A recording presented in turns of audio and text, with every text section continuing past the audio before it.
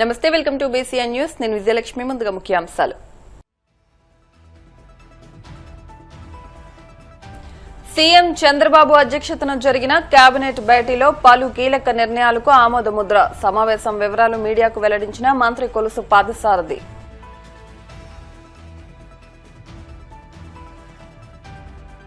అమరావతికి మావిగాన్ పేరుపై జగన్ ను ఎగతాళి చేసిన షర్మిల. అవినాష్ రెడ్డి పేరు మీద పులివెందులకు అవిగొడ్డలి అని పేరు పెట్టాలంటూ ఎద్దేవా.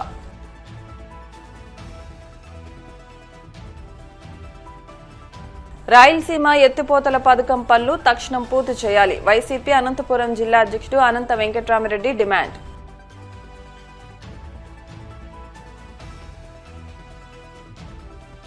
తిరుమల శ్రీవారిని దర్శించుకున్న పలువురు సినీ రాజకీయ ప్రముఖులు. ఆలయ మర్యాదలతో స్వాగతం పలికిన అధికారులు.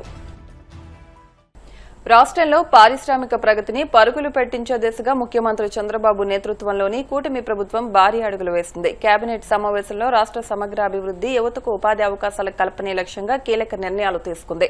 సుమారు 39,436 కోట్ల విలువైన పారిశ్రామిక పెట్టుబడి ప్రతిపాదనలకు ఆమోదం తెలిపింది. కేబినెట్ సమావేశం అనంతరం మంత్రి కొలుసు పాదసారథి మీడియాకు వివరాలు వెల్లడించారు.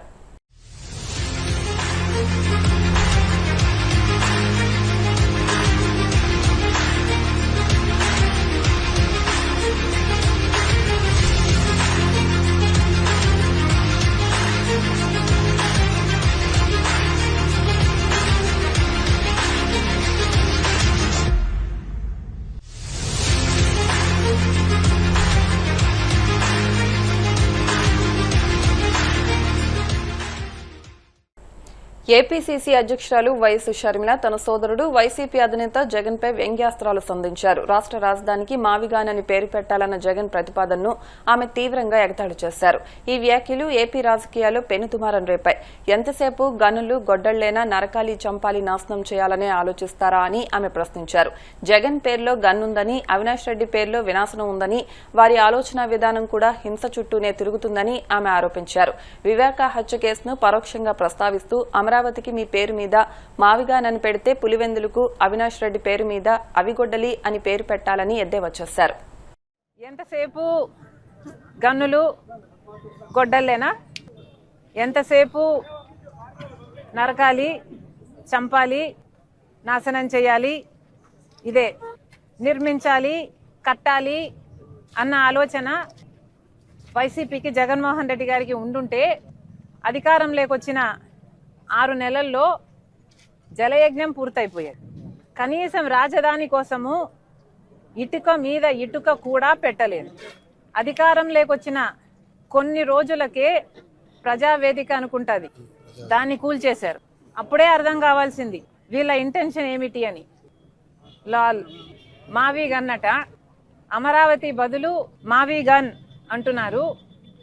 ఇక పులివెందుల బదులు ఆవి గొడ్డలి అంటే సరిపోతుంది.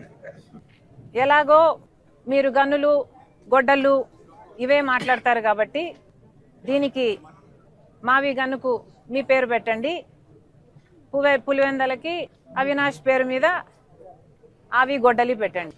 మీ పేరులోనే ఉన్నాయి గన్ను, అవినాష్లో నాశనం, ఇంకా వేరే ఏం చెప్పాలి మీకు? అసలు మావి గన్ ఇంత అద్భుతమైన ఐడియా అయితే మరి మీరు అధికారంలో 5 సంవత్సరాలు ఉన్నారు కదా, మరి గాడిదలు కాసారా? ఎందుకు అమలు పరచలేదండి మావిగన్ను? మావిగన్ను నిజంగానే అంత అద్భుతమైన ఐడియా అయితే మీరు 3 రాజధానిలు అని ఎందుకన్నారు? మావిగన్ను ఎందుకు అమలు పరచలేదు? ఆ 5 సంవత్సరాలు గుడ్డిగుర్రాలకు పళ్ళు దోమారా, లేక నిద్రపోయారా? ఏం చేశారు? పైగా మావిగన్ను మీద మా వైఖరేంటో చెప్పాలట.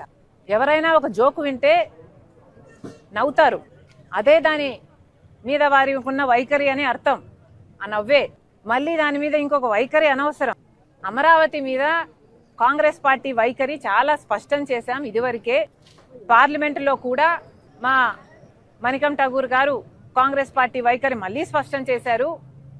మేము అమరావతికి మద్దతు ఇస్తూనే అమరావతికి అప్పులు ఇవ్వకండి, అమరావతి కట్టడము కేంద్రం బాధ్యత, అమరావతి కట్టడానికి ఎన్ని అయితే డబ్బులు అవుతాయో పూర్తిగా నిధులు ఇవ్వండి తప్పితే మాకు అప్పులు ఇవ్వద్దండి అని చెప్తూ స్టేట్ రీఆర్గనైజేషన్లో పెట్టిన అన్ని వాగ్దానాలను హామీలను కూడా గుర్తు చేస్తూ అవన్నీ కూడా నెరవేర్చాలి అని పార్లమెంట్లో కాంగ్రెస్ పార్టీ తరఫున మాట్లాడడం జరిగింది.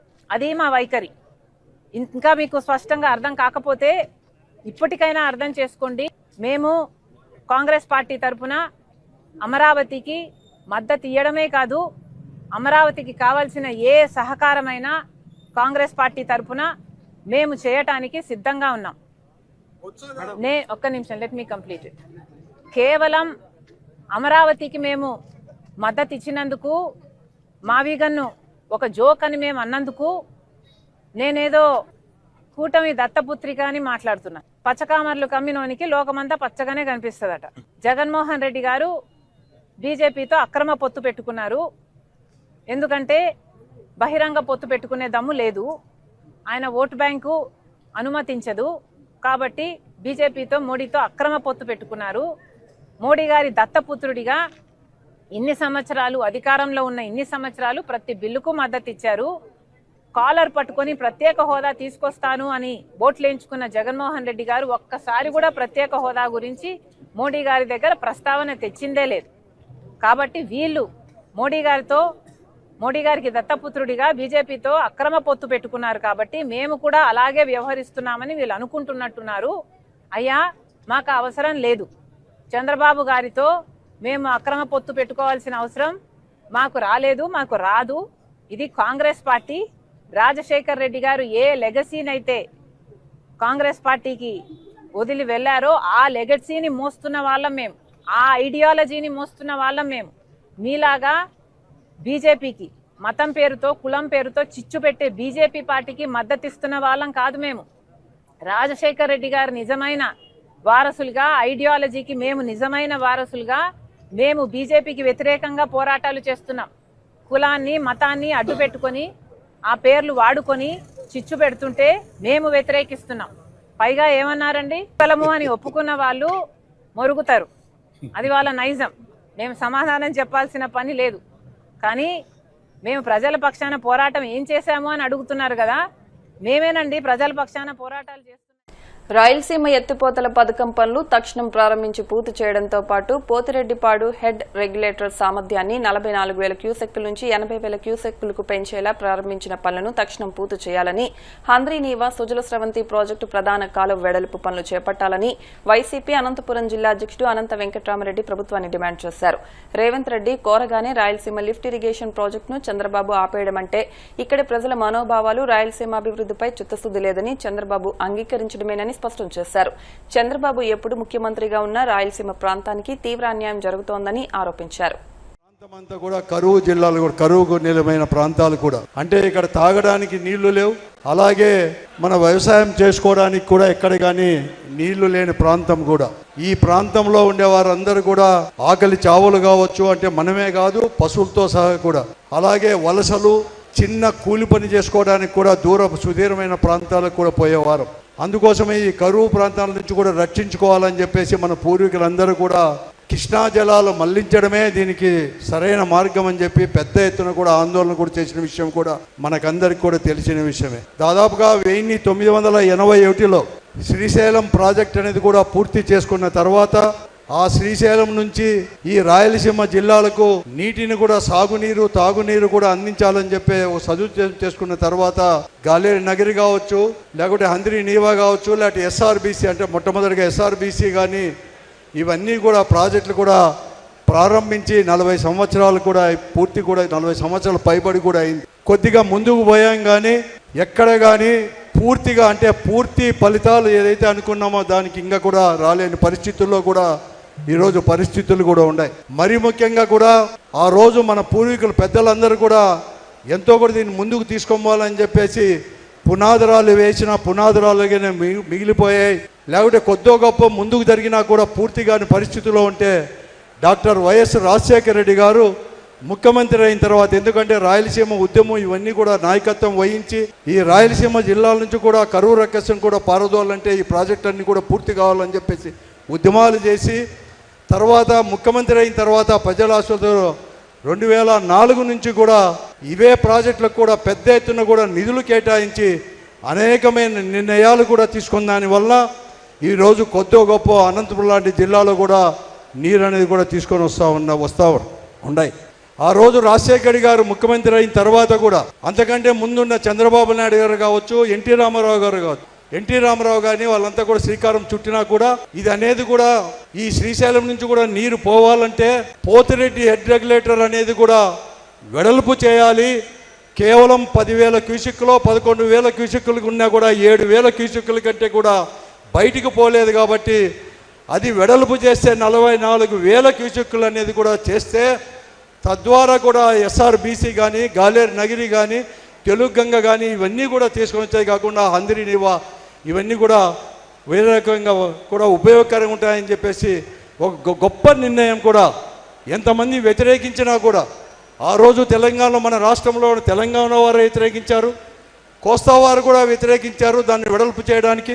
అయినా కూడా మీకు ఈ జిల్లాలు కూడా బాగుపడాలంటే దీన్ని వెడల్పు చేయాలని చెప్పేసి ఆ రోజు నిర్ణయం తీసుకున్నారు. కాబట్టే కొద్దో గొప్ప కూడా నీళ్ళన్నీ కూడా తీసుకొని పోతా ఉన్నాం. 40 సంవత్సరాలు అది కూడా రాజశేఖర్ గారు ఉన్నంత వరకు మాత్రమే ఈ ప్రాజెక్టులన్నీ కూడా హంద్రి నివా కానీ ఇవన్నీ కూడా ముందుకు పోయాయి. కానీ పూర్తిగా కూడా ముందుకు పోలేని పరిస్థితుల్లో రాజశేఖర రెడ్డి గారు 2009లో కూడా మన నుంచి కూడా దూరం అయిపోవడం, ఆ తర్వాత మన అనంతపురం జిల్లా వాళ్ళు కానీ మనం కానీ, ఎందుకంటే అనంతపురానికి డైరెక్ట్గా శ్రీశైలం నుంచి హంద్రి నివా ద్వారా వస్తేనే మనకి నీళ్ళు వస్తాయి. కాబట్టి హంద్రి నివాను కూడా ఏదో రకంగా పూర్తి చేసుకోవాలని చెప్పేసి మొదటి దశ అనేది కూడా జీడిపల్లి వరకు కూడా పూర్తి చేసి నీళ్లు తీసుకొని వచ్చేసాం. 2012 ఫిబ్రవరి ఆ ప్రాంతంలో కూడా మొదటి దశలో నీళ్లు తీసుకొని వచ్చేసాం. నాకు బాగా గుర్తుంది ఆ రోజు 2012లో నేను అలాగే మన రఘువీరెడ్డి గారు ఇంకా చాలామంది కూడా నేను అనుకున్నాను,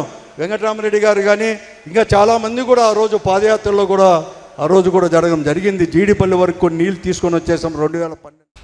ఇప్పుడు కాసేపు ప్రకటనలు.